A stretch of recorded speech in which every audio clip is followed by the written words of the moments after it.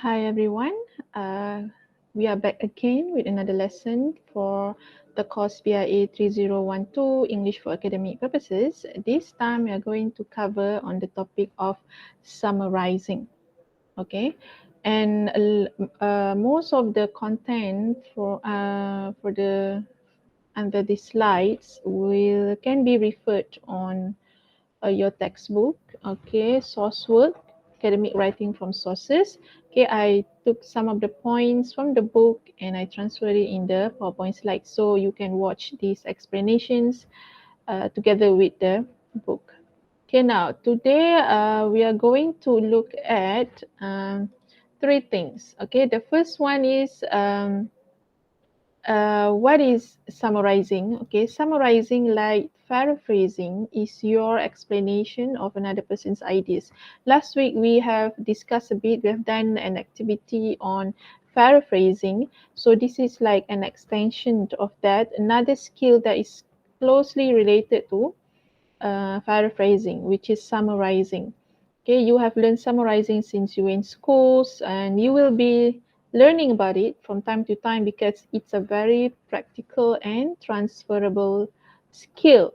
You will still be doing it even after you graduated and you have to work. Okay, you will more or less have to summarize something, be it verbally or in written.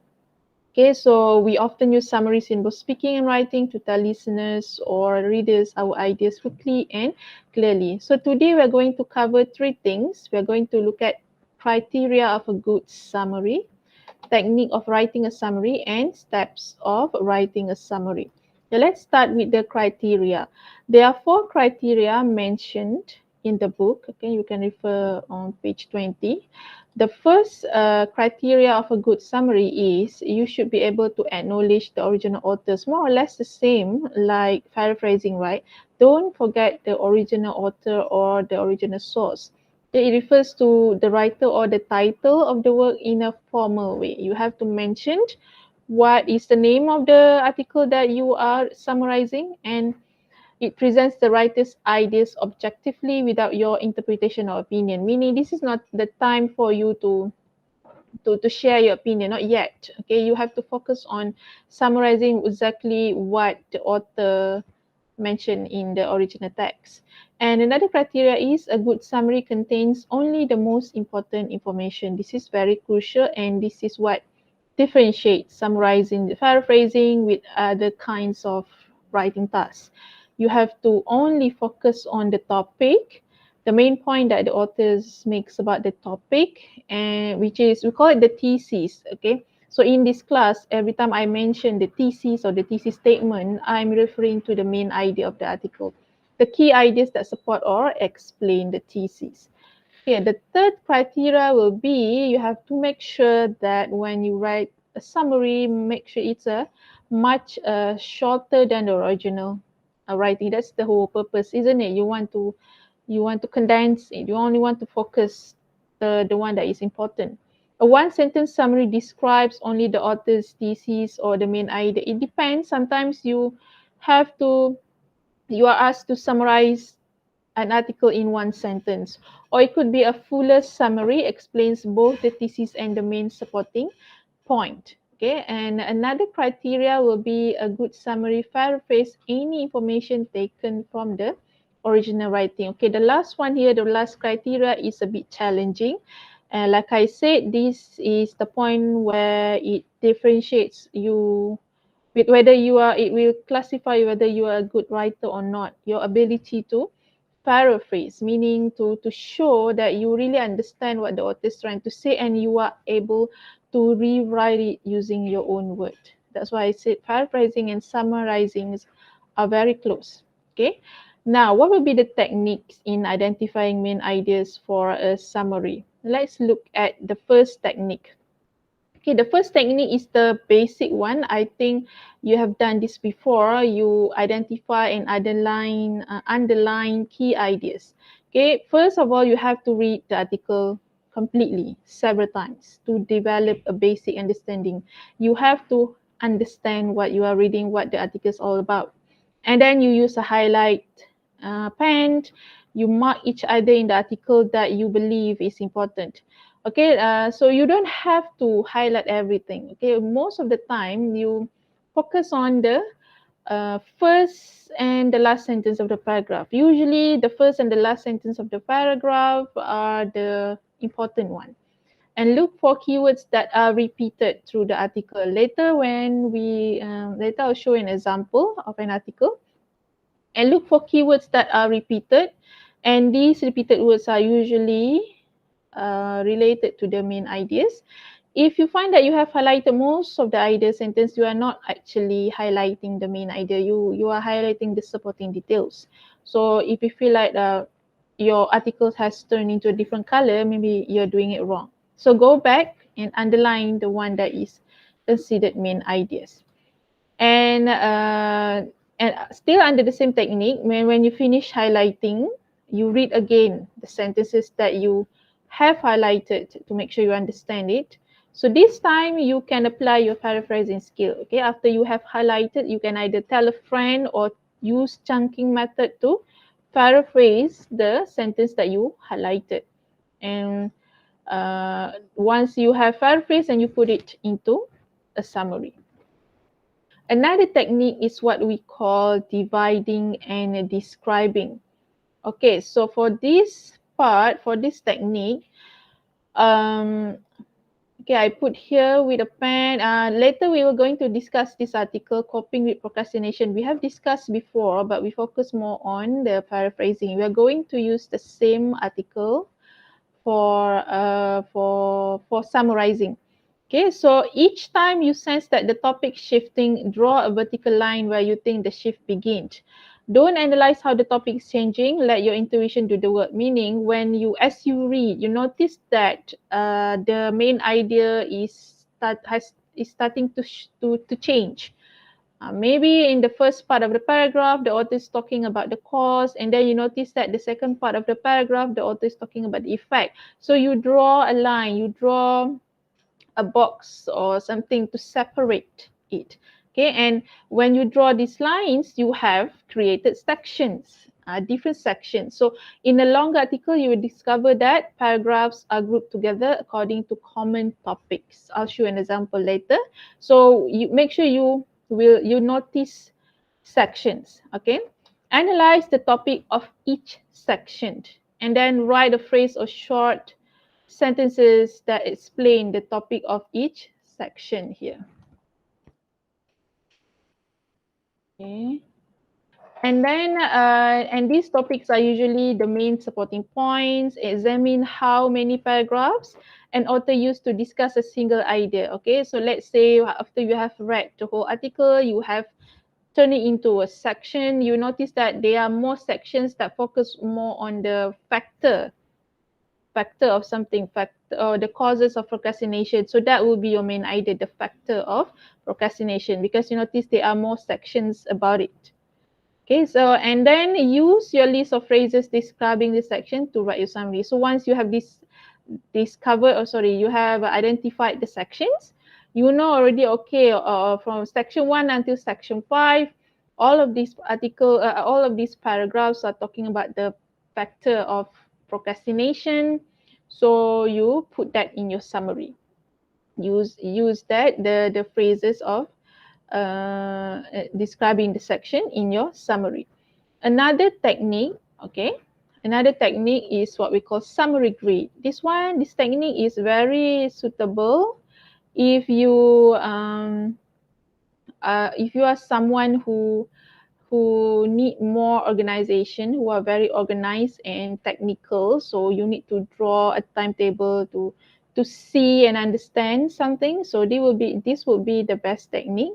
You use a grid. A grid is basically a table to take notes on each paragraph or section of several paragraphs, and writing main ideas opportunities in separate column. Okay, so basically you differentiate, you separate main ideas and supporting details in a different columns. And then based on the notes you have done in your summary grid, you write your summary. Okay, remember, focus on main idea, details are not included. Some cases, specific examples might be included. Okay, this is an example of the summary grid. I take this from the book as well. Okay, and for this, the student, on this example, the student has to read an article on the negative aspects of drinking bottled water. So the negative aspect meaning the disadvantages of using bottled water. So these are the main ideas that he managed to identify, and then this will be supporting details. So you still have to identify the supporting details, but you don't have to include everything in your summary. In this case, we have two examples of bottled water brands, okay, Yosemite and Everest. And then here it talks about contamination tests. Contamination tests that EPA did. And it says here the EPA or FDA only tests once a year. Something that is related to the main idea. Here, the last one, plastic bottles are a source of water contamination. And then what it means by water contamination, the details is about bacteria, because bacteria develops in bottles. So that's what it means by it is contaminated. The water that we drink from the bottle is contaminated with bacteria. Okay, so sometimes you when you do summary grid like this, it's easy for you to see the main idea and supporting details, and it's easy for you to summarize. Most of the time we would summarize here the main idea, but we will also have to include some supporting details, maybe not all. Okay, maybe not all. Okay, now let's move on to the steps of writing a summary. Okay, there are only two steps. This is just a general step. Okay, the first one is, of course, you have to write an introductory sentences or two. Okay, one sentence or two sentences just for the introduction. Please don't write too long of a sentences for the introduction of a summary. Okay, in your introductory sentences, you should have the title of the article or the source, the name of the author, and the thesis, meaning the main idea. And then once you have your introductory sentences, you can start writing the body that describes the main ideas or in the original source. It could be one or more paragraphs, depend on the length of the original writing. The longer the original text, the more paragraphs you can have in your summary, although maybe make sure you don't exceed the original text. Okay, for our context, for our subject, usually you just have to write in one paragraph, 120 words. Okay. Okay, these are some examples of how you can write introduction for your summary. There are two formats. The first format is when you write it in one sentence. Okay, say for example, you insert the title of the article, the title of the article, okay. Okay, this one. Author name, Pinker, author name, and you have the year. Okay, of course, you need to have the year of the article. Hopefully, you can have. Fine. And then you have a suitable verb to be put up here. So you say writes or state, shares, presented, depend. That both lab research and actual experience, all of these are the thesis, the main idea. Okay, here. Okay, the article thesis. And then everything is in one sentence. Everything is in one sentence. Another format will be two sentences. Okay, format number two is when you write it in two sentences. Same thing, you start with the name of the author, Pinker. Okay, this time you start with the name of the author, Pinker, and the year 2010. Writes about, and then the article topic. What is it about? You must have the article topic. Fallacy of multitasking. Fallacy here means flaw, okay, errors in multitasking in his article, and then the name of the article, Mind over Mass Media. This article can be found in the textbook. Okay, and then the rest is the second sentence in which you describe the thesis or the main idea. Okay, so you can write it in one sentence or two sentences. Just make sure you have all the criteria, the name of the author, the name of the article, and then the thesis or the main idea. Okay, now let me show you an example of text. Okay, this is the text that we discussed before this. Okay, so let me, sorry.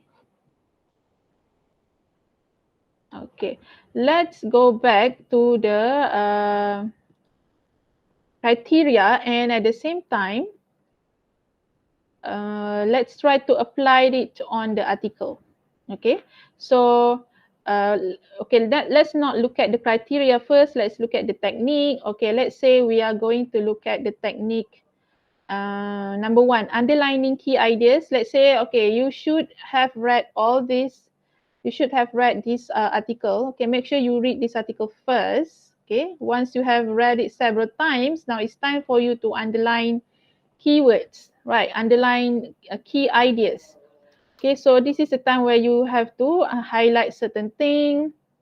Okay, in the article itself, we have the word procrastination. So I assume the keyword is about procrastination.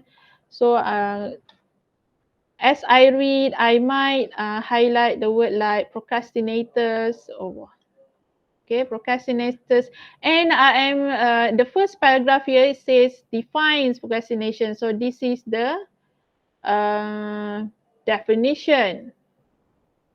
Okay, we have the definition here. Definition. Okay, here definition. Okay, I'm trying to read the article and change it into different section. Definition. And then as you read, and you have the word reason. They must usually have good reasons for their procrastination. And then these are some examples of the reason. Kenapa? Why do people procrastinate? They don't have time, they don't find what they need, the weather was bad, and so on. And then the second paragraph, I also see the word reasoned. Okay, procrastination, and yet people feel they are powerless. Okay, third paragraph, stems from. Okay, now stems from here means originated from. Okay, so they are trying to figure out, this article is trying to figure out what causes procrastination, what makes people procrastinate. Okay, so and then this is the time where we apply the technique in which we, okay, once you have an underline lah, you underline more key ideas. This is the time you can apply the dividing and describing. Okay, this is my favorite technique where I divide and describe. Okay, what I notice here, I try to, let me try to draw. Okay, let's say, if you notice, okay. Okay, here, this paragraph, okay, this paragraph talks about, first it talks about the cause. Why people procrastinate, and then the elaboration, and here, the last sentence here, this is what we call suggestion. So maybe I can draw a section here. Not sure, I'm not good at using this with ruler. Okay. Okay, so here I have cause and I have suggestion. So now I have section. Okay, I have cause, suggestion. Let me find more example. Okay, this is the suggestion. Second paragraph, next paragraph, same thing. We have here what we call the cause. The cause when people, the reason or the cause, the reason why people procrastinate, because they fear, they are afraid. Okay, and the rest is an elaboration. And look at the last sentence here. the last sentence. This is another suggestion. Okay, this is another suggestion. Okay, again, we have here cause. What is the cause? Fear.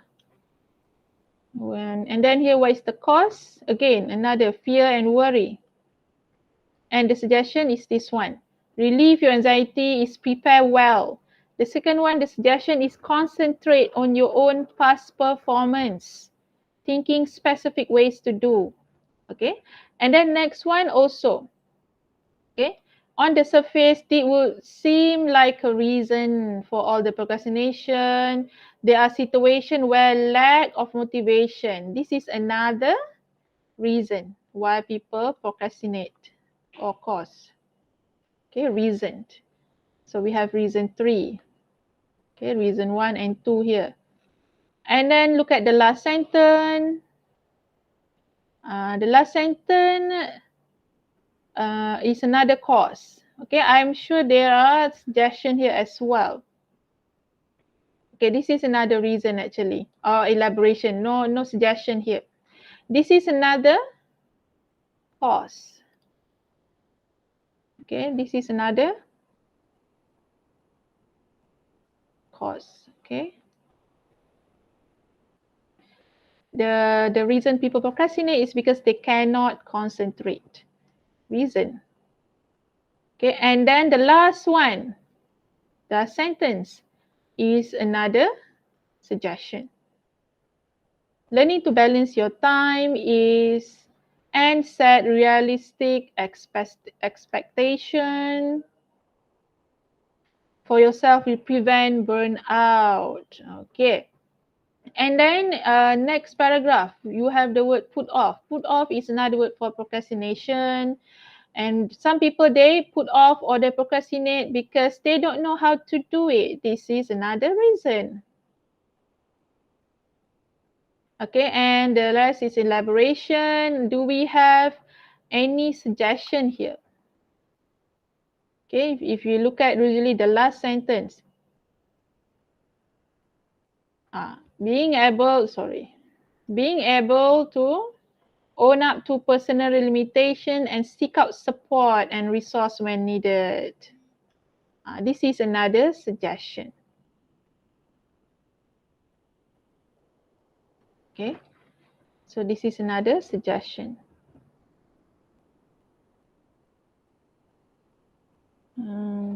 Wait. Okay. Okay, so if you notice, okay, if you look at in big, the structure is the same for this article. We have the definition, and then each of the body paragraph, we have the reason or the cause. We call the reason, suggestion, reason, suggestion, reason, suggestion. So these are the things that are being repeated many times in this article. So these are the things that you should put in your summary. Okay. Now that you have identified, you take out. Take out means you transfer the information in a different piece of paper, different page. Okay, and then you list down the phrases and try to paraphrase each of the point. First reason and the suggestion. Second reason and suggestion. Third reason and the suggestion. Okay, and this one is the complete example of the full summary of the same topic, coping with procrastination. So now you go back to the part where I talk about the criteria of a good summary. So first, it mentioned the article's name. Okay, it mentions the article's name. The mentions the author. We have the author, and then in here we have the word suggest that, and this is the thesis. So we have the 3 criteria, and what will be other criteria is when the first one is when you acknowledge the original author. The second one is it only contain important information. So like I said, if you notice, we have the information that we identified just now. We have the The first reason, worry about bad result, meaning scared, right? And this is the reason one. And then what would be the suggestion? Better way to approach the task is to be very sure you are so ready. This is suggestion one, reason one. And then next one. This one is another suggestion. If a person expects nothing less than perfection for himself, he will fear failure and simply not begin the task. Another reason is fear of failure. Okay, and this is suggestion. Is to strive, achieve their own best effort, meaning you don't compare your performance with other people's performance. With that way, you won't be afraid to make mistakes. And then the third reason is motivation. And motivation, they don't have the motivation. And what will be the suggestion? Is it mentioned here? This is the suggestion. Re-examining one's goal may help. This is the suggestion number 3. Okay, and this is the reason number 4, burnout. Okay, burnout, exhaustion. This also cause procrastination. And what will be the suggestion? Set doable goals, meaning you don't push yourself too hard. Okay, so this one is suggestion number 4. And finally, what would be the reason? They avoid doing tasks because lack of knowledge, meaning they don't know. They don't even know where to begin. Okay, so this is reason number 5. And then do we have any suggestion here? Seeking assistance. What you do if you don't know? You seek for help. Okay, and this is suggestion number 5. See, it has all the important information. That will be the second criteria. Okay, and the third criteria is when it says much shorter than the original one. Clearly, if you notice, this is the summary. This is the original text. Clearly a much shorter one than the original. And the last is paraphrasing any information. And I think you can check on yourself. Okay, you can compare, make own comparisons. How does this author paraphrase? Sometimes motivation is the problem. If you want to take one example here, okay, this is point under motivation. Okay, and if you go back to the original article, which one it says here? There are many situations where you lack motivation. See? So this is the original text and this is the paraphrase version. This is the original and this is the paraphrased version, or the one that you put in the summary. Okay, sometimes motivation is, the original one, there are situations where lack of motivation is an indicator that you have taken a wrong turn. And the author paraphrase it, sometimes motivation is the problem. A person may feel trapped by a bad decision that no longer match his desire. Okay, so there are many ways. That's why it's you need to do it step by step.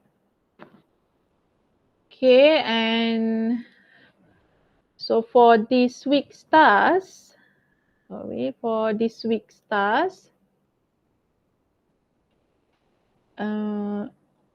go back to the notes on these slides that I will provide together with this video. Okay, and as a practice, I want you to read an article titled Addicted to Phones by April Frawley Birdwell on page 195. And I want you to prepare a summary grid. Okay, if you don't remember what is summary grid, it's like this, where you differentiate the main ideas and supporting details. Prepare a summary grid containing main ideas and some supporting details, and try to write a summary of not more than 120 words of the articles. Okay, so this would be your weekly task of for this week.